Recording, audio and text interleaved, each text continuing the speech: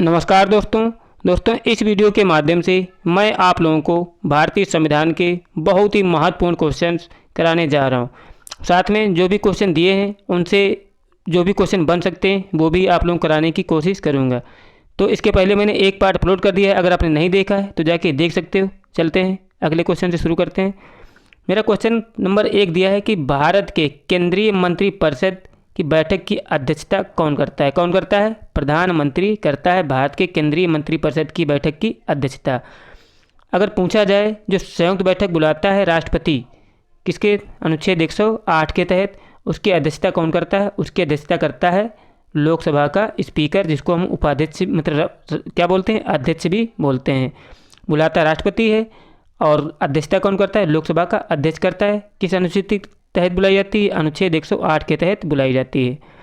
अगला क्वेश्चन देखते हैं कि सामूहिक रूप से मंत्रिपरिषद किसके प्रति उत्तरदायी होते हैं? किसके प्रति उत्तरदायी होते हैं? ये लोकसभा के प्रति उत्तरदायी होते हैं मंत्रिपरिषद।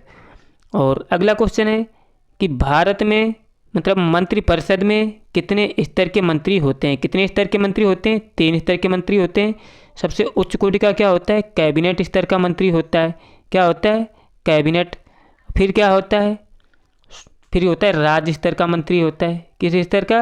राज्य स्तर का होता है। और फिर क्या होता है?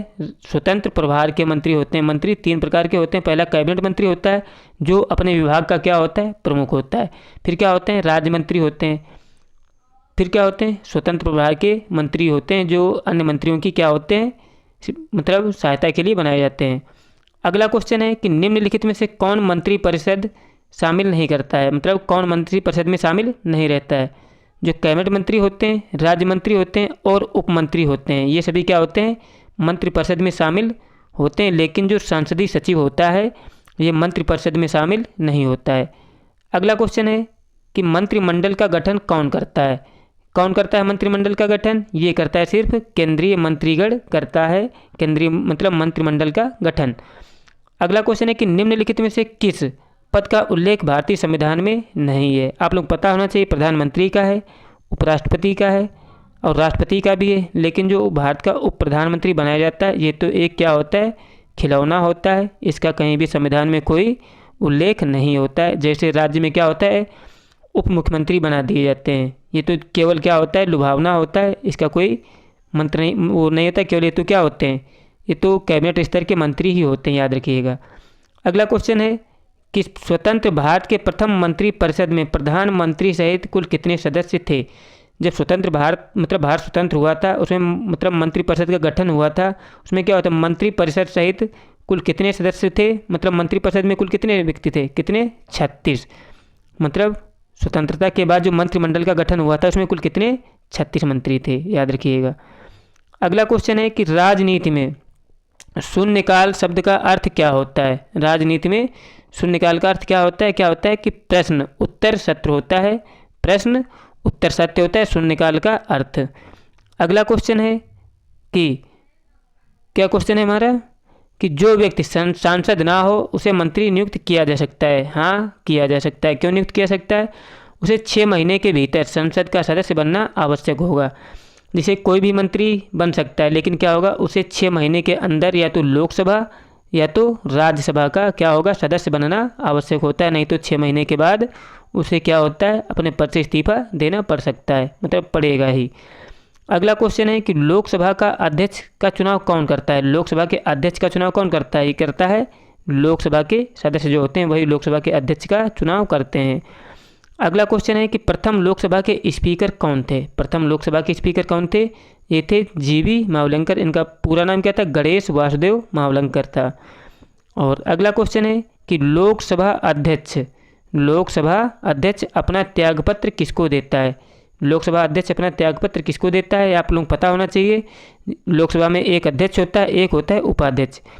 जो लोकसभा का अध्यक्ष होता है वो अपना त्यागपत्र देता है लोकसभा उपाध्यक्ष को। और उपाध्यक्ष किसको देता है? उपाध्यक्ष देता है लोकसभा अध्यक्ष को। अगला क्वेश्चन है कि लोकसभा के महासचिव की नियुक्ति कौन करता है? लोकसभा के महासचिव की नियुक्ति कौन करता है? ये करता है लोकसभा का अध्यक्ष, याद रखिएगा। वर्तमान में लोकसभा के अध्यक्ष कौन है? आप लोग पता होना चाहिए कौन है? ओम बिरला है लोकसभा के वर्तमान में अध्यक्ष। अगला क्वेश्चन है कि लोकसभा का सचिवालय किसके प्रत्यक्ष पर्यावरण एवं नियंत्रण में कार्य करता है। लोकसभा का सचिवालय किसके प्रत्यक्ष पर्यावरण एवं नियंत्रण में कार्य करता है। ये करता है लोकसभा अध्यक्ष के नियंत्रण एवं पर्यवेक्षण में कार्य करता है। अगला क्वेश्चन है कि वह कौन प्रथम स्पीकर थे जिनके खिलाफ लोकसभा में अविश्वास प्रस्ताव लाया गया था। किनके विरुद्ध लोकसभा में अविश्वास प्रस्ताव लाया गया था। जो प्रथम लोकसभा अध्यक्ष थे जीवी मावलंकर, इनके विरुद्ध ही लोकसभा में क्या लाया गया था, अविश्वास प्रस्ताव लाया गया था। अगला क्वेश्चन है कि भारत सरकार का प्रथम विधि अधिकारी कौन होता है। कौन होता है, महान्यायवादी, अटॉर्नी जनरल जो होता है भारत सरकार का प्रथम विधि अधिकारी होता है। अगला क्वेश्चन है कि भारत का सॉलिसिटर जनरल कौन होता है। कौन होता है, ये एक होता है प्रशासनिक अधिकारी होता है भारत का सॉलिसिटर जनरल, याद रखिएगा। अगला क्वेश्चन है कि क्या दिया है क्वेश्चन कि जिला कलेक्टर किस अधिकारी अधीनस्थ कार्य करता है। जिला कलेक्टर किस अधिकारी अधीनस्थ कार्य करते हैं, किसके, संभागयुक्त ये कार्य करते हैं। जिला अधिकारी या जिला कलेक्टर, बात एक ही है। अगला क्वेश्चन है कि संसद के प्रत्येक सदन की कार्यवाही में संसद का सदस्य ना होते हुए भी कौन भाग ले सकता है। कौन भाग ले सकता है, महान्यायवादी जो होता है संसद की कार्यवाही में भाग ले सकता है। मतलब ये या तो लोकसभा का सदस्य होता है ना ही राज्यसभा का, लेकिन ये सदन में भाग ले सकता है, लेकिन वोटिंग नहीं कर सकता है। अगला क्वेश्चन है कि भारत के नियंत्रक एवं महालेखा परीक्षक की नियुक्ति कौन करता है। नियुक्ति कौन करता है इसकी, भारत का राष्ट्रपति करता है। किसके, नियंत्रक एवं महालेखा परीक्षक की। और अगला क्वेश्चन दिया है कि भारत में नई सांसदीय नीति समिति प्रणाली की शुरुआत कब हुई थी। ये हुई थी 1991 में नई संसदीय समिति नीति प्रणाली की शुरुआत। और अगला क्वेश्चन है कि प्राक्कलन समिति में कुल कितने सदस्य होते हैं। प्राक्कलन समिति में कुल कितने सदस्य होते हैं, 30 सदस्य होते हैं प्राक्कलन समिति में, याद रखिएगा। अगला क्वेश्चन है कि सार्वजनिक लोक लेखा समिति में राज्यसभा के कितने सदस्य होते हैं। कितने होते हैं, 30, मतलब 7 सदस्य होते हैं। और टोटल सदस्य कितने होते हैं, 22 होते हैं, जिसमें 7 होते हैं राज्यसभा के। और लोकसभा के कितने होते हैं, लोकसभा के होते हैं 15। अभी हमने क्या बताया था, जो ऊपर लोक लेखा समिति दी है प्राक्कलन समिति में 30 के 30 सदस्य किसके होते हैं, लोकसभा के ही होते हैं, याद रखिएगा। और इसके नीचे कौन सी समिति दी है, सार्वजनिक लोक लेखा समिति, इसमें 7 राज्यसभा के होते हैं, याद रखिएगा। अगला क्वेश्चन है कि संसद की कितने प्रकार की समितियां होती हैं। कितने प्रकार की समितियां होती हैं, 2 प्रकार की होती है। कौन कौन सी, स्थायी और तदर्थ समिति, दोनों जो होती हैं संसद की समितियां होती हैं। अगला क्वेश्चन है कि लोक लेखा समिति में कितने सदस्य होते हैं। लोक लेखा समिति में कितने सदस्य होते हैं, 22 सदस्य होते हैं लोक लेखा समिति में, 7 राज्यसभा के और 15 लोकसभा के, याद रखिएगा। अगला क्वेश्चन है कि उच्चतम न्यायालय के मुख्य न्यायाधीश की नियुक्ति कौन करता है। कौन करता है, भारत का राष्ट्रपति करता है उच्चतम न्यायालय के मुख्य न्यायाधीश की नियुक्ति। और याद रखिएगा इसको शपथ भी कौन दिलाता है, शपथ भी इसको कौन दिलाता है, राष्ट्रपति ही दिलाता है। किसको, भारत के मुख्य न्यायाधीश को शपथ भी राष्ट्रपति दिलाता है, याद रखिएगा। अगला क्वेश्चन है कि संविधान के व्याख्याकार और संरक्षक कौन है। संविधान का अगर पूछा जाए व्याख्याकार और संरक्षक कौन होता है, सर्वोच्च न्यायालय होता है संविधान का व्याख्याकार और संरक्षक, याद रखिएगा। अगला क्वेश्चन है कि भारत में वर्तमान में कुल कितने उच्च न्यायालय हैं। वर्तमान में भारत में कुल कितने उच्च न्यायालय हैं, कितने हैं, 25 उच्च न्यायालय हैं, याद रखिएगा। एक बढ़ गया, पहले 24 थे, अब कितने हो गए हैं, +1 मतलब 25 हो गए, याद रखिएगा। अगला क्वेश्चन है कि छत्तीसगढ़ का उच्च न्यायालय कहाँ है। छत्तीसगढ़ का उच्च न्यायालय कहाँ है, ये बिलासपुर में है। अगर पूछा जाए कि उत्तर प्रदेश का कहाँ है, उत्तर प्रदेश का कहाँ है, इलाहाबाद में है। अगर पूछा जाए कि इसकी खंडपीठ कहाँ है, इसकी खंडपीठ है फ्रेंड्स लखनऊ में, किसकी, उत्तर प्रदेश की। अगला क्वेश्चन है कि मध्य प्रदेश का उच्च न्यायालय कहाँ है। मध्य प्रदेश का उच्च न्यायालय कहाँ है, इसका उच्च न्यायालय जबलपुर में है। अगला क्वेश्चन है कि भारत के न्यायपालिका किसके अधीन होते हैं। किसके अधीन होते हैं, भारत की जो न्यायपालिका होती है स्वतंत्र होती है, किसी के अधीन नहीं होती, याद रखिएगा।